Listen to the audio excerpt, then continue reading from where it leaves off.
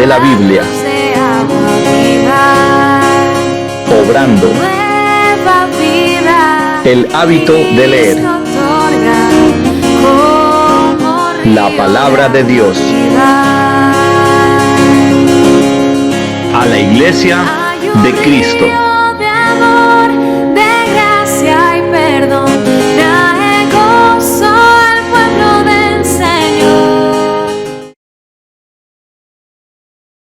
¿Qué tal, amigos? Qué gusto estar con ustedes compartiendo este momento en este hermoso desafío que tenemos de leer la Biblia en un año, cada día. Hoy la lectura nos lleva al libro de Números, capítulos números 3 y 4, que es el pasaje que me toca leer hoy a mí y compartirlo con ustedes. Así que te animo a que busques tu Biblia en tu dispositivo o tu Biblia física y te prestes a escuchar lo que la palabra de Dios tiene para decirnos. Mi nombre es Carlos Quinto, vivo en la ciudad de Guayaquil, soy pastor en esta ciudad, en Ecuador, y es, como digo, insisto, un privilegio poder compartir este tiempo con ustedes. Me gustaría que podamos tener un minutito de oración para pedir al Señor que nos guíe en esto que estamos haciendo de leer la Biblia todos los días a partir de todo este año. Así que únete conmigo y oremos. Padre, gracias por este momento, gracias por permitirnos abrir este libro. Y oro por cada persona que está al otro lado de la pantalla, acompañándome en este momento, para que tú también seas bendiciendo su vida y hablándole a través de tu palabra. Guíanos y ayúdanos a entender lo que tú quieres decirnos. En el nombre de Jesús, amén y amén. El libro de Números, capítulo número 3, dice lo siguiente la palabra del Señor, y voy a leer en la versión NTV, nueva traducción viviente, que nos va para que puedas seguirme y saber en qué versión estoy leyendo. Números, capítulo número 3, versículo 1. Esta es la descendencia de Aarón y de Moisés, como quedó registrada cuando el Señor le habló a Moisés en el monte Sinaí. Los nombres de los hijos de Aarón eran Nadab, el mayor, Abiú, Eleazar e Itamar. Estos hijos de Aarón fueron ungidos y ordenados para ministrar como sacerdotes. Pero Nadab y Abiú murieron en la presencia del Señor en el desierto de Sinaí cuando quemaron ante el Señor una clase de fuego diferente a la que Él había ordenado. Ya que ellos no tuvieron hijos, solo Eleazar e Itamar quedaron para ministrar como sacerdotes junto con su padre Aarón. Entonces el Señor dijo a Moisés: llama a la tribu de Leví, que pasen delante y preséntalos al sacerdote Aarón para que sean sus ayudantes. Servirán a Aarón y a toda la comunidad en el desempeño de sus deberes sagrados dentro y alrededor del tabernáculo. También cuidarán de todo el mobiliario de la carpa sagrada y servirán en el tabernáculo en representación de todos los israelitas. Designa a los levitas como ayudantes de Aarón y de sus hijos, porque de entre todo el pueblo de Israel, ellos fueron dedicados para este propósito. Nombra a Aarón y a sus hijos para que lleven a cabo los deberes del sacerdocio. Pero toda persona no autorizada que se acerque al santuario será ejecutada. El Señor le dijo a Moisés: mira, yo he escogido de entre los israelitas a los levitas para que sirvan como sustitutos de todo el primer hijo varón del pueblo de Israel. Los levitas me pertenecen a mí, porque todos los primeros varones son míos. El día que herí de muerte al primer hijo varón de cada familia egipcia, aparté para mí a todo primer nacido de Israel, tanto de personas como de animales. Ellos son míos, yo, el Señor. El Señor le habló de nuevo a Moisés en el desierto de Sinaí y le dijo: registra los nombres de los miembros de la tribu de Leví por sus familias y clanes. Anota en una lista a cada varón de un mes o más. Entonces Moisés los anotó tal como el Señor le había ordenado. Leví tenía 3 hijos llamados Gersón, Coat y Merari. Los clanes descendientes de Gersón llevaban el nombre de 2 de sus descendientes, Libni y Simei. Los clanes descendientes de Coat llevaban el nombre de 4 de sus descendientes, Anrán, Ishar, Hebrón y Uziel. Los clanes descendientes de Merari llevaban el nombre de 2 de sus descendientes, Mahli y Musi. Estos eran los clanes de los levitas, anotados según sus grupos de familias. Los descendientes de Gersón estaban constituidos por los clanes descendientes de Libni y Simei. Entre los gersonitas había 7.500 varones de un mes o más.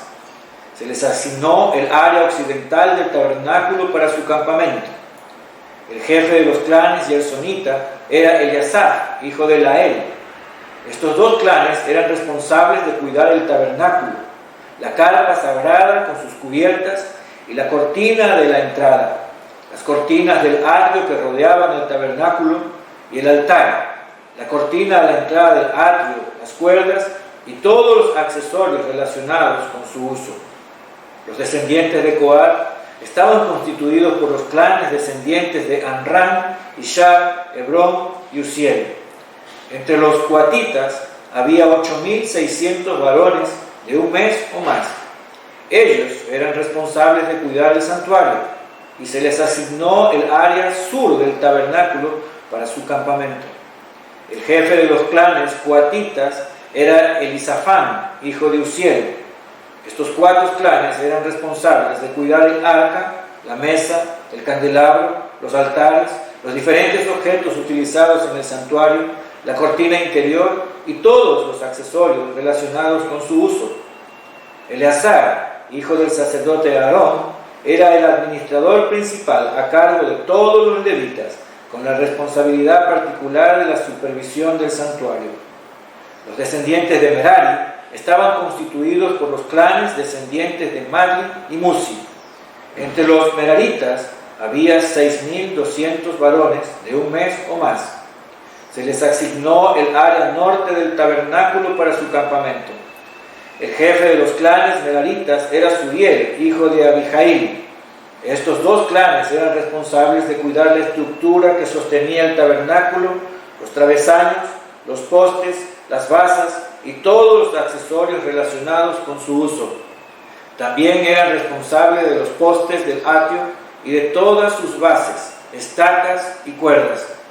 Delante del tabernáculo, hacia el oriente, por donde sale el sol, estaba el área reservada para las carpas de Moisés y las carpas de Aarón y sus hijos. Ellos tenían la máxima responsabilidad sobre el santuario en nombre del pueblo de Israel. Todo el que no fuera sacerdote o levita y se acercara al santuario sería ejecutado. Cuando Moisés y Aarón, por orden del Señor, contaron los clanes de los levitas, el número total de varones de un mes o más de edad llegó a 22.000. Entonces el Señor le dijo a Moisés: ahora cuenta todos los primeros hijos varones que hay en Israel de un mes o más y anota sus nombres en una lista. Los levitas tienen que ser apartados para mí como sustitutos de todo primer hijo varón de Israel. Yo soy el Señor. Los animales de los levitas también serán apartados para mí como sustitutos de la primera cría de los animales de la nación entera de Israel. Entonces Moisés contó a los primeros hijos varones del pueblo de Israel, tal como el Señor le había ordenado. El número de los primeros hijos varones de un mes o más llegó a 22.273.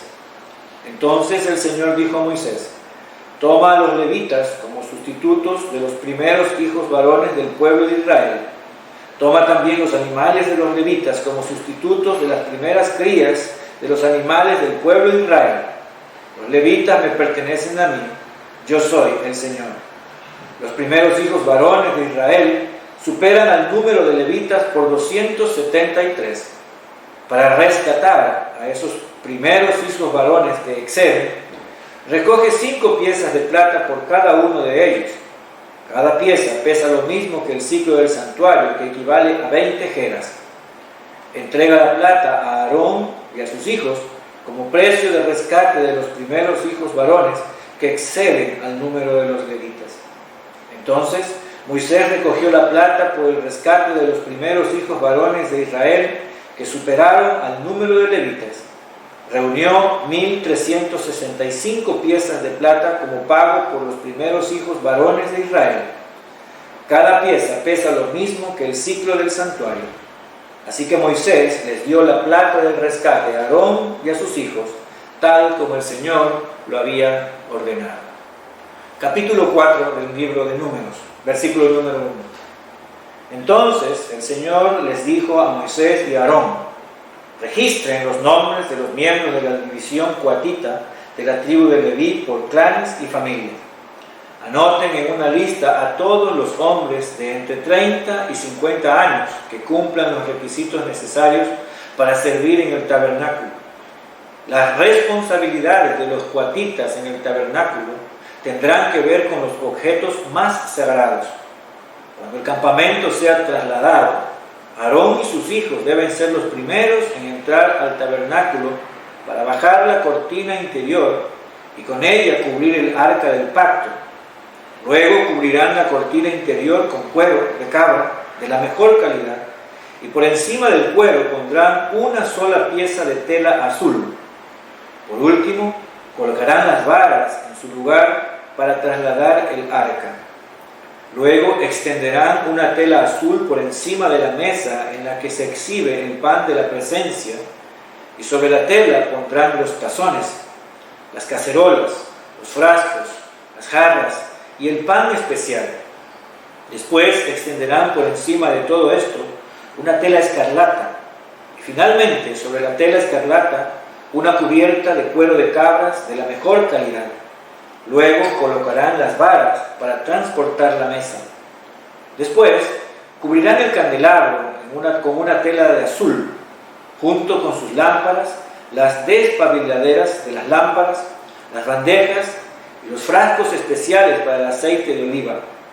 Luego pondrán por encima de los candelabros y sus accesorios un cuero de cabra de la mejor calidad y montarán todo el bulto sobre una estructura para transportarlo. Luego extenderán una tela azul por encima del altar de oro para el incienso y recubrirán la tela con cuero de cabra de la mejor calidad. Después colocarán las varas para transportar el altar. Tomarán todo el mobiliario restante del santuario y lo envolverán en una tela azul. Lo cubrirán con un cuero de cabra de la mejor calidad y lo montarán sobre la estructura para transportarlo. Quitarán las cenizas del altar para los sacrificios y lo cubrirán con una tela púrpura. Colocarán todos los utensilios del altar, los braseros, los tenedores para la carne, las palas, los tazones y todos los recipientes sobre la tela y los cubrirán con un cuero de cabra de la mejor calidad. Finalmente, colocarán en su sitio las varas para transportarlo. El campamento estará listo para trasladarse cuando Aarón y sus hijos hayan terminado de cubrir el santuario y todos sus objetos sagrados. Entonces, los coatitas vendrán y transportarán todo esto al siguiente destino, pero no deberán tocar los objetos sagrados, pues morirán. Así que estos son los artículos del tabernáculo que los coatitas deben transportar. Eleazar, hijo del sacerdote Aarón, será responsable del aceite del candelabro, el incienso aromático, la ofrenda diaria de grano y el aceite de la unción. Es más, Eleazar será responsable de todo el tabernáculo y de todo lo que hay en él, incluso del santuario y su mobiliario. Entonces el Señor le dijo a Moisés y a Aarón: no permitan que los clanes de Coat lleguen a ser exterminados de entre los levitas. Hagan lo siguiente: para que ellos no mueran cuando se acerquen a los objetos más sagrados, Aarón y sus hijos siempre deben entrar con los coatitas y se les asignará a cada uno lo que deba hacer o cargar. Los coatitas jamás deben entrar en el santuario a mirar los objetos sagrados, ni por un instante. Si lo hacen, morirán. El Señor le dijo a Moisés: registra los nombres de los miembros de la división gersonita de la tribu de Leví, por clanes y familias. Anota en una lista a todos los hombres de entre 30 y 50 años que cumplan los requisitos necesarios para servir en el tabernáculo. Los clanes de los gersonitas serán responsables del servicio en general y de transportar cargas. Llevarán las cortinas del tabernáculo, el tabernáculo en sí junto con sus cubiertas, el revestimiento exterior de cuero de cabra de la mejor calidad y la cortina de la entrada del tabernáculo. También transportarán las cortinas de las paredes del atrio que rodean el tabernáculo y el altar, la cortina de la entrada del atrio, las cuerdas, y todos los accesorios relacionados con su uso. Los gersonitas son responsables de todos estos objetos. Aarón y sus hijos dirigirán a los gersonitas en todos sus deberes, ya sea en el traslado de los accesorios o en otros trabajos. También asignarán a los gersonitas la responsabilidad de lo que deberán transportar. Estos son los deberes asignados a los clanes gersonitas en el tabernáculo. Ellos serán responsables ante Itamar, hijo del sacerdote Aarón. Ahora, registra los nombres de los miembros de los clanes y familias de la división de los meraritas de la tribu de Leví. Anota en una lista a todos los hombres de entre 30 y 50 años que cumplan los requisitos necesarios para servir en el tabernáculo. Su única responsabilidad en el tabernáculo será transportar cargas. Ellos llevarán los soportes del tabernáculo, los travesaños, los postes y las bases. Asimismo, los postes para las paredes del atrio con sus bases, estacas y cuerdas, y los accesorios y todo lo necesario relacionado con su uso. Asígnale a cada hombre por hombre lo que debe transportar. Estos son los deberes de los clanes meraritas en el tabernáculo. Ellos son responsables ante Itamar, hijo del sacerdote Aarón. Así que Moisés y Aarón y los demás jefes de la comunidad anotaron en una lista a los miembros de la división coatita por sus clanes y familias. La lista incluyó a todos los hombres de entre 30 y 50 años que cumplían los requisitos necesarios para servir en el tabernáculo. El número total sumó 2.750. Este fue el total de hombres de los clanes coatitas que cumplían los requisitos para servir en el tabernáculo. Moisés y Aarón los anotaron tal como el Señor había ordenado por medio de Moisés. También anotaron la división de los gersonitas por sus clanes y familias. La lista incluyó a todos los hombres de entre 30 y 50 años que cumplían los requisitos necesarios para servir en el tabernáculo. El número total sumó 2.630. Este fue el total de hombres de los clanes gersonitas que cumplían los requisitos para servir en el tabernáculo. Moisés y Aarón los anotaron tal como el Señor lo había ordenado. También anotaron a la división de los meraritas por sus clanes y familias. La lista incluyó a todos los hombres de entre 30 y 50 años que cumplían los requisitos necesarios para el servicio en el tabernáculo. El número total sumó 3.200. Este fue el total de hombres de los clanes meraritas que cumplían los requisitos necesarios para servir. Moisés y Aarón los anotaron tal como el Señor había ordenado por medio de Moisés. Entonces Moisés, Aarón y los jefes de Israel anotaron en una lista a todos los levitas por sus clanes y familias. Todos los hombres de entre 30 y 50 años que cumplían los requisitos necesarios para servir en el tabernáculo y para transportarlo sumaban 8.580. Cuando registraron sus nombres, a cada hombre se le asignó su tarea y se le dijo que debía transportar tal como el Señor había ordenado por medio de Moisés. Así se completó el registro tal como el Señor le había ordenado a Moisés.